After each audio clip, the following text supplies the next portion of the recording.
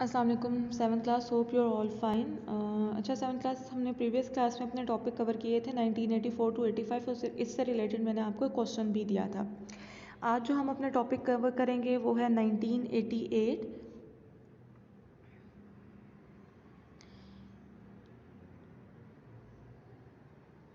1990 and 1993। हम ये वाले अपने सारे टॉपिक्स आज कवर करेंगे। पहले देखते हैं 1988 का।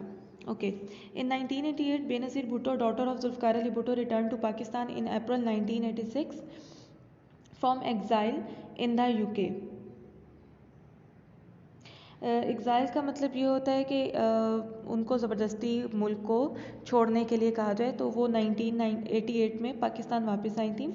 और अगस्त 1988 में जो ज़ियाउल हक प्रेसिडेंट थे, जिनके बारे में हमने प्रीवियस क्लास में पढ़ा था, उनको एयरप्लेन क्रैश के थ्रू कत्ल कर दिया गया था सस्पिशियस वे में, with some top army staff and the US ambassadors Arnold Raphel. उस जहाज़ में टॉप आर्मी के जो आर्मी स्टाफ था वो थे, और इसके अलावा यूएस एम्बेसडर आर्नल्ड रफल ये भी थे। ये भी ज़ियाउल हक के साथ ही उस प्लेन क्रैश में हलाक हो गए थे।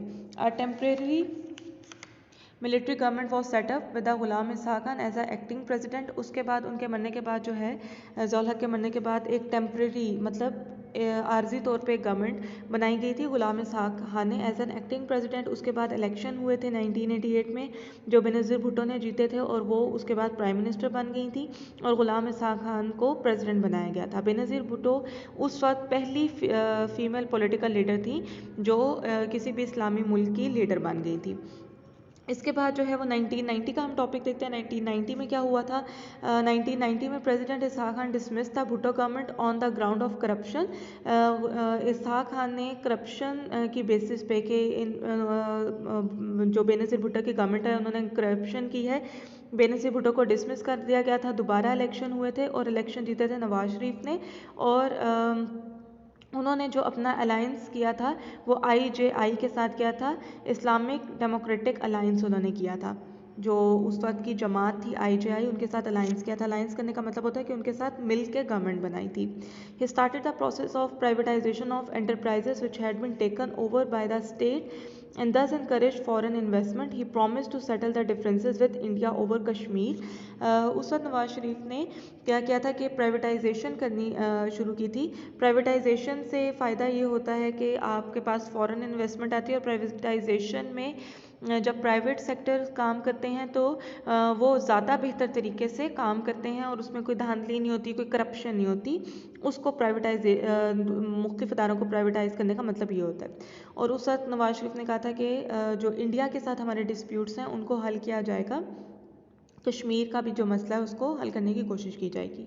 उसके बाद 1933 में क्या जो है अहम वाक़यात हुए थे। The president dismiss Nawaz Sharif and his parliament, but Nawaz appealed to the constitutional court which reinstated him as a prime minister. उस टाइम प्रेसिडेंट के पास ये कॉन्स्टिट्यूशन में राइट होता था कि वो प्राइम मिनिस्टर को हटा सकते हैं या असेंबली को डिज़ोल्व कर सकते हैं, मतलब ख़त्म कर सकते हैं।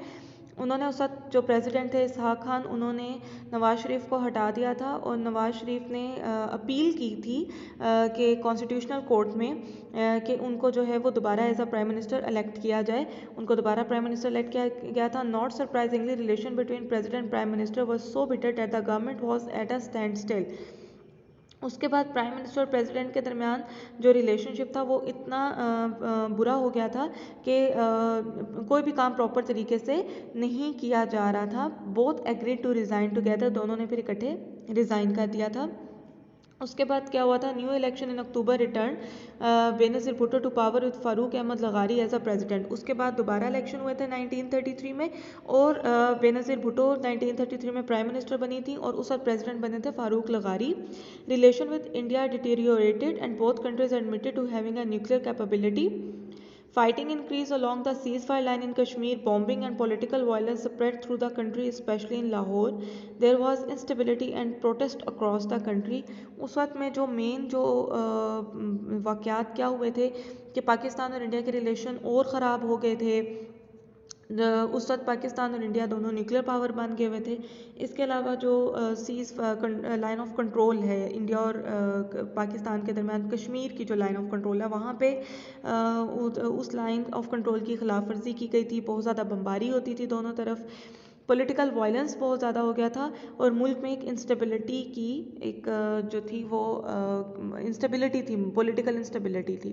जब मुल्क में पॉलिटिकल इंस्टेबिलिटी हो तो आपके मुल्क में पैसे भी नहीं आते, मींस आपका इकोनॉमिक स्टेबिलिटी भी नहीं हो सकती है। ठीक है, जो भी फॉरेन कंपनीज होती हैं वो आपके मुल्क में इन्वेस्ट नहीं करते हैं, कोई प्रॉपर जॉब्स नहीं होती हैं, तो उसकी वजह से मुल्क को काफ़ी क्राइसिस का सामना करना पड़ता है।